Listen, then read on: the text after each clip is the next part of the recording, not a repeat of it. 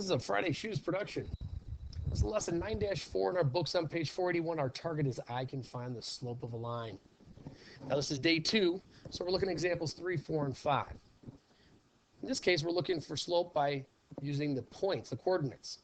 Slope can be found by finding the ratio of the change in the y values, the rise, to the change in the x values, which is known as the run, for any 2 points on the line.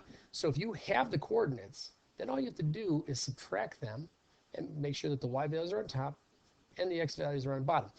Let's look at our example here. Find slope using the table. It says the points given in the table lie in a line. Find the slope of the line, then graph the line. So you have, they put it in the table form, so it's 112, 3, 9, 6, 5, or 5, 112, 3, 9, 5, 6, and then 7, 3. Now, those are the coordinates. You could plot those on a graph and look at it. What they're showing you is there's a change right here of -3 for the y, and there's a change in the x values of +2. Well, guess what? That's all you really need. So if you can find the change in the y values over the change in the x values, you put them over each other. In this case, they show you the math to actually get it. 9 minus 12 is -3, and 3 minus 1 is 2. So they're actually subtracting 9 minus 12 and 3 minus 1. And you have -3 over 2. Now notice, those are just the same numbers right here. So this -3 right here is this -3, and this 2 right here is this value right here. So the slope of this line is -3 over 2. Now if you graphed it, here's what it would look like.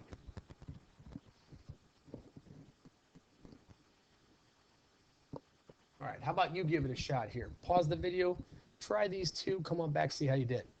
It says the points given in the table lie on a line. Find the slope of the line, then graph the line. All right, let's look what they did previous. Again, all we have to do is find the change in the x, or excuse me, change in the y over the change in the x. So when we find the change in the y, let's find out what's going on here. We see where it's going up 1 each time, right? I see that. So that's the change in the y. And what about the change in the x? Well, I see that it's going up by 4 here. Right, it's going up by 4. So that's going to be 1/4. Now, another way to do it is actually taking the points. I'll just take these two right here. Your 2, 0 and your 6, 1. And I'll take the y values and subtract them, which would be these bottoms right here. 1 minus 0 and 6 minus 2. Those are the x values.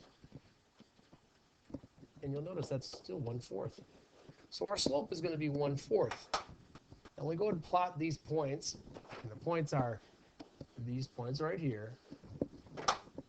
You'll notice that we have a slope of 1/4, meaning from any one of these dots to the other dot, you have to go up 1 and then over 4. All right, E, same thing. You've got a table, and you want to find the slope of the points, or slope of the line that's generated by these points. So again, let's look at the change in the y all over the change in the x. Now that little symbol means change. I didn't mention that earlier. That just means change. So here we are.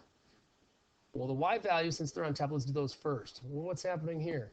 It's going down by 1, it looks like. And then the top one, the x values are going up by 4.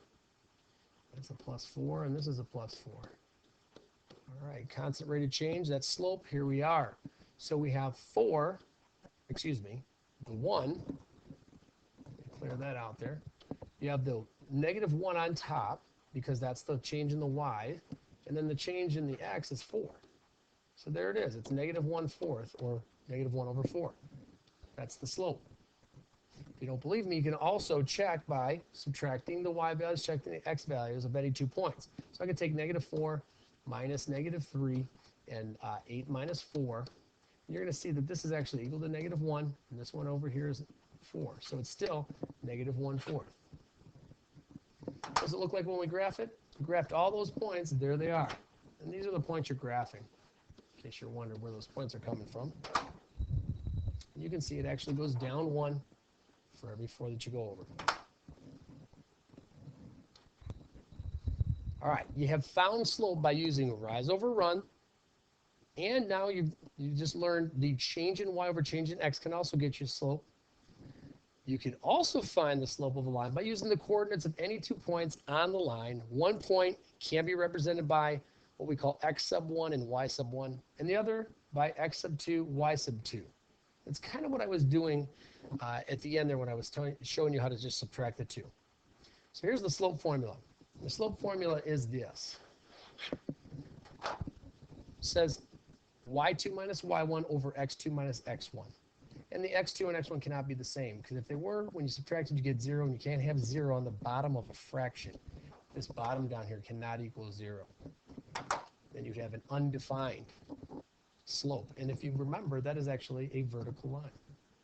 So it says here the slope of m, or slope m of a line passing through points x1 or y1 and x2 y2 is the ratio of the difference in the y coordinates to the corresponding difference in the x coordinates.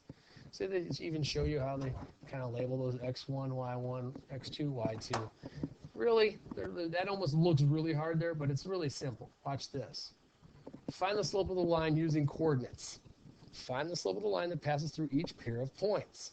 So here are the pair of points. You can see them. Here they are. And then they have a graph of them here for you. Now, all I need are those coordinates. So all I really need to do is find the difference in the y's and the difference in the x's. And that's kind of what I was showing you there, which is basically taking y2 minus y1 and x2 minus x1. Well, first of all, you got to tell which one is x, the x1, y1, and which one is the x2, y2. So they're showing you right here which one are which. Then you just plug it into the formula. Literally plug all these numbers into this formula right here. And you'll see they have 2 minus negative 4 and 2 minus negative 1. And that matches up with the corresponding x1, y1, x2, y2s. Now, once you do that, you have 6 over 3. And 6 over 3 is 2, so therefore, the slope of this line is 2. Pretty simple. Same with the second one here, or example 5. Again, they have the graph, or they show the graph with the 2 points. Well, all you really need to know, if you didn't have this graph here, all I needed was this. And all I need is to plug it into the formula. Now, if I name this first one right here as my x1 and y1, this will be my x2 and my y2. Then I literally just plug them into this formula here. And when I do, I get 3 minus 2, and then I get negative 4 minus 1. When I do that, of course, I get negative 1 over negative 5, or negative 1/5. If you look at this student tip over here, what it's saying is it doesn't matter which one you label x1, y1, x2, y2. You can switch it around. What if you switched it around and made this one the x1, y1, and this here the y1 or x2, y2? Well, it doesn't matter. Well, you can even test it. They're showing you. They're saying, hey, check it. See what you get. Guess what? You're going to get negative 1/5. It's going to be the same thing. All right. You tried here. These are the last 2 examples. Pause the video. Come on back. See how you do. Find the slope of a line that passes through each of the pair of points here. So you have, again, 2 points. No graph. But this is all you really need, the 2 points. So all you need to do is follow the formula. Now, I've done this for you where I've shown you that here's the formula again, y2 minus y1, x2 minus x1. And all you really have to do is take 3 minus 2 and 5 minus 2. So let's do that. 3 minus 2 is on top. Again, let me show you. Here's x or y2, y1, and then x2, x1. So it's just 3 minus 2 and then over 5 minus 2. Of course, when you do that, you get 1/3. That is the slope. All right, second one. Again, you have 2 points. All I need is the formula.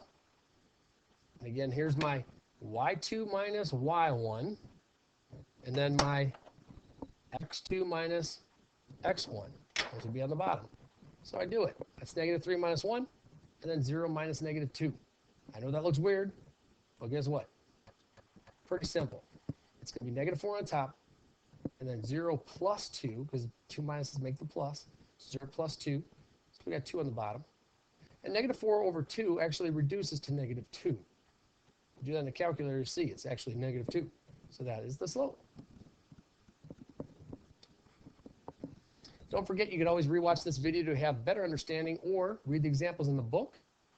or you could watch the personal tutor videos on our online textbook. And as usual, this has been a Friday Shoes production.